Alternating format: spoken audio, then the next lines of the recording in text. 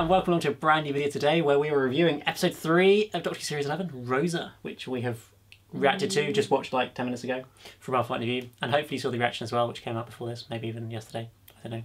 We'll see. So, what did you think? What did you think? Come on, Rosa. Megan, what did you think of Rosa as an episode? I thought it was really good. I didn't know what to expect. I like the historical episodes. Do you like them? I prefer sci-fi, futuristic, alien planety sort of ones, but I enjoyed this one a lot more than I expected. And I don't generally hate historical ones, they're probably just my less preferred stories. I like the historical ones. Okay, what did you like about this historical one? I like the fact that it stayed true to real life. And like yes, through all like the little isms and like the language they used, they didn't like shy away from all the... I thought that was very impressive, essentially being very racist but very realistic, and actually showing that in the episode, which you don't see very often in Doctor Who, is that realistic a portrayal of sort of historical times and events and whatnot. That, I mean, sometimes they just don't go into it, but for an episode like this to really tackle it, I thought was really impressive.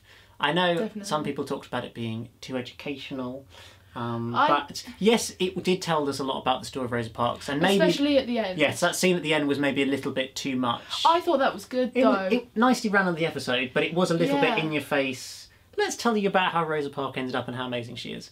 Which I don't necessarily think there's anything wrong with. I think it was really nice the way they were like all like huddled around like in the TARDIS and then like watching the footage of her getting the award and stuff. Yes, and that was good, but that's probably the most sort of educational it got to, I feel like, where they were just trying to tell the story of her. But I don't think there's anything wrong with that, and I don't think you should put the episode down for it having an educational touch. Because that's part of it. Exactly. If you're going to travel into the past, you want people to understand. Yeah, we don't just. It's not just a nice setting to look at. You've got to actually tell people about the story of that time. So I thought otherwise, that was there's really no point because otherwise it would just be future all the time. Yeah. And if there was no past, then there wouldn't be the contrast there. No, and there'd be no point in the time travel. I liked the fact that they did have the contrast with like Ryan. Yeah. And then like the way he totally like turned up and just acted like it was normal and like completely forgot like that. Actually, in the 50s is really different. And went straight in like 2 minutes into the episode with him getting slapped around the face. Yeah, it was quite bold and shocking. Yeah, but I think it was really, really effectively and well portrayed. Definitely one of the strengths of the episode. So, in terms of the sort of story of this episode, the plot, the nice little trying to change history idea, which is done occasionally in time travel sci-fi, but I thought was quite nicely done. I feel like that's quite a regular one. Reasonably. But I feel like it was a bit of a twist in it, rather than like the guy trying to kill somebody. He was just trying to like tweak events very, very slightly. Because he's uber racist. That's what it was. I don't know if I feel like there's going to be... we might see him again and like more... You say this about every single character in an episode. Yeah, but you said it about Tim Shaw. You said it about both characters last week. I wasn't wrong about Tim Shaw. Well, he hasn't come out yet. But you said it about both characters last week, and then it's going to come back. I understand the characters why would he come back? Because I feel like there's more to him than he's just racist. Well, he escaped prison for where he got a really storm cage. Hats off the reference, guys. I love that. I didn't understand that. Well, when we get to series 5, you'll start to understand that. Okay. You will. Don't spoil it in the comments. But yeah, I thought that was quite nice that he'd been in prison for killing hundreds or thousands of people or whatever. But then I feel like then there's more to find out, like why, when, how, you know. But not every villain in Doctor Who can come back again. I want him to come back. Okay, well... I think he should. I think he's quite... no, here's the thing. They didn't really unpack him much as a villain. He didn't really have many lines. No, he wasn't a very well explored and developed villain, but that's because he wasn't really the focus of the episode. I know, which is why I feel like he could come back again. Like, if they wanted to, they could. If they wanted to, fine. I'll go with that. But I don't think he will.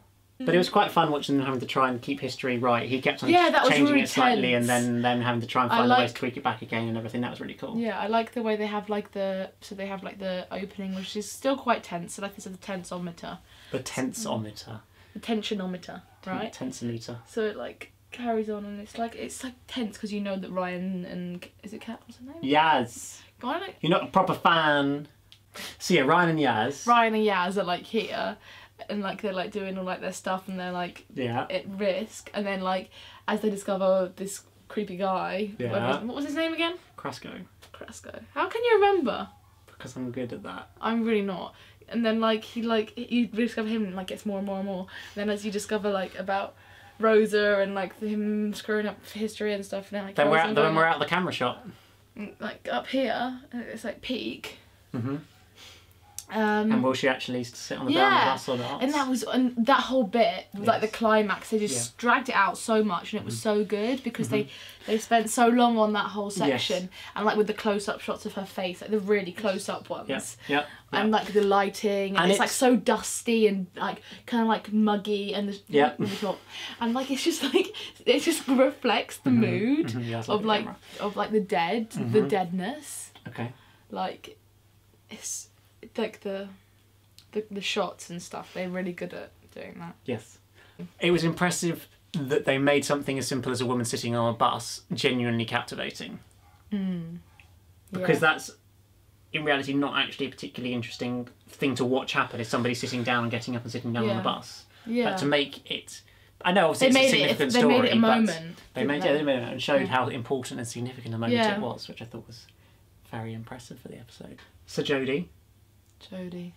She loves Jodie. I genuinely love her. Like, I don't know, like, how and why, but she's just, like, something else. I feel like she's just inspirational to me, and I'm just like, I want to be her. I want to be her friend. More than anything, I just want to be her friend. Like, I just really want to know her. Like, it's this thing Jodie or the Doctor? Jodie. Okay. And the character she plays. So you're enjoying Jodie? Yeah, I think she's really awesome. And I like the way that Kaz... Why is it Kaz? Yaz! Oh my god! You're thinking of, isn't it? Yaz. Why did I say Kaz? Just Yaz. Yezzy, So you really like how Yaz... like, came out of her She actually did something this week, and she's actually had more of a role to play. She actually had some lines and sort of something to do. Oh, and Yaz and Ryan. They're going to become a thing, aren't they? Yeah, I told you from the start. See, I'm winning. It's now my channel, not yours. Welcome to the Megan Show. I think what we need to do is like a Megan predicts. Or sort of Megan's theories or something, because she seems to just predict everything that's going to happen. What about Ryan and Graham? Yeah, they're so cute. They're becoming more and more like family. I feel like this is going to become their family. Like, yes. That's going to become what they need to have that family relationship, and I feel like that's going to be so important, especially Ryan, because now he's basically an orphan. Yes. I mean, he was already, but his grandma. Yes, it's gone. Was his mum essentially. Yeah. But let's be honest, it's all teeing it up for one of them to die at the end of the series. Come on, this is drama. Somebody's going to die at the end. Don't say that. I've shook you. What do you think, guys? Will what of the three friends die during this series, or at least leave, or something happen to them, or something? I think it'll be Yaz. I think she'll. That's because she hasn't done anything. See her family, and she'll want to go back. Really? Or maybe Graham will die.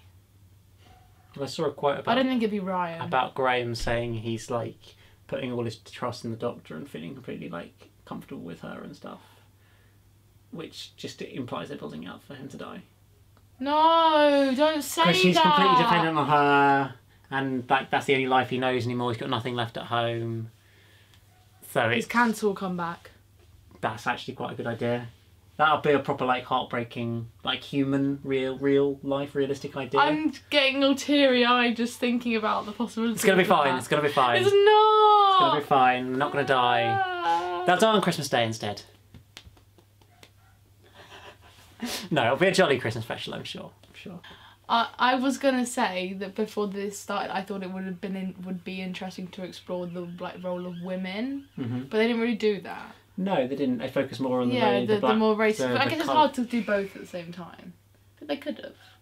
Yeah, I know what you mean. But like with Jodie being like a woman and her like coming into like when a doctor and stuff, I feel like it would be quite apt to touch on that. Yeah, but then you can also cause issues by focusing too much on the fact that she's a woman. Do you think? But with Yaz, she was talking to Rosa and she was talking about how she's a police officer, and Rosa was like, well, how did you manage that kind of thing? That was like implying... That's always going to be a thing when they go into the past, isn't it, I think? Exactly. Women's roles and stuff. So I'm sure it will come up more. There are more historical episodes in this series. So the music in this episode... Oh, the music! So this score felt a bit more Murray Gold-esque in its style. It was a bit more bombastic. You noticed it a bit more, whereas Signe Akinole's score for the first couple of episodes was a lot more kind of atmospheric and felt a bit more kind of background music. So it was interesting to see the kind of difference. It felt much more like you were watching a a series 4 episode or something back in the day where the music is really noticeable in the background. It's really kind of leading the scenes and being big and bombastic. And then obviously the music at the end, the song at the end that played. Oh yeah. Yeah, the climax. I thought that was quite interesting to have a sort of pop song. It's like a famous like ballad, isn't it? What is yes, it? I don't know.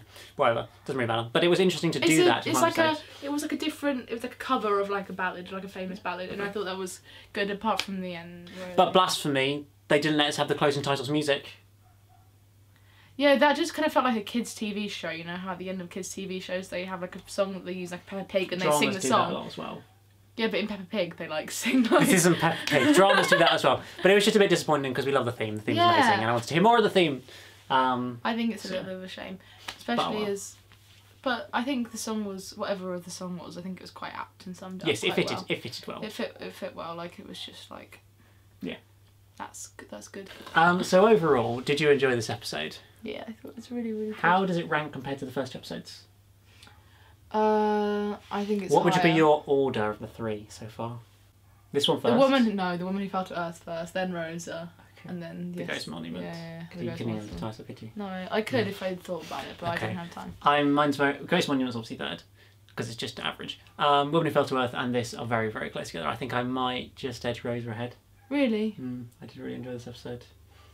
Really?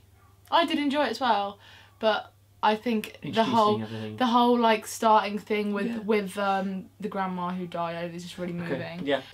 So next week, Spiders. Oh my life, no! You're gonna watch the episode without me, lol. But she's gonna watch the episode. Am I? Yes, you are. Says who? Says me. So I hope you've enjoyed this video. We enjoyed this episode. Do let us know in the comments below what you thought of this episode. Do you agree with our opinions? Are you agreeing with Megan? Are you enjoying videos with Megan? Would you like to see some more if I can manage it? Reactions are coming. More and more. What do you mean if you can manage it? If she's ever around, is my point. But other than that, do remember to hit that like button, subscribe if you're new here, hit that bell notification to get a notify on all my videos coming up in the next few days. And other than that, probably not Megan, will see you again very soon. Well, you will see me again soon. You will. A reaction.